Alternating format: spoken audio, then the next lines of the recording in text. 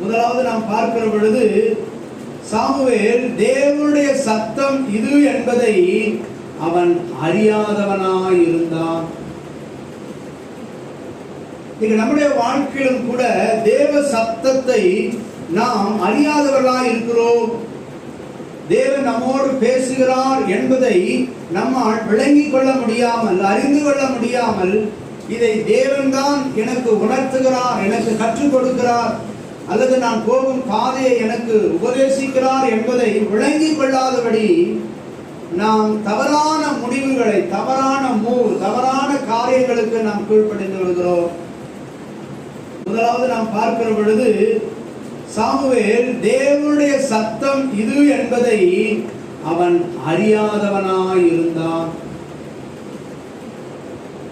நம்முடைய வாழ்க்கையிலும் கூட தேவ சத்தத்தை நாம் அறியாதவர்களாய் இருக்கிறோம். தேவன் நம்மோடு பேசுகிறார் என்பதை நம்மால் விளங்கிக் கொள்ள முடியாமல், அறிந்து கொள்ள முடியாமல், இதை தேவன்தான் எனக்கு உணர்த்துகிறார், எனக்கு கற்றுக் கொடுக்கிறார், அல்லது நான் போகும் பாதையை எனக்கு உபதேசிக்கிறார் என்பதை விளங்கிக் கொள்ளாதபடி நாம் தவறான முடிவுகளை, தவறான காரியங்களுக்கு நாம் கீழ்ப்படிந்து விடுகிறோம்.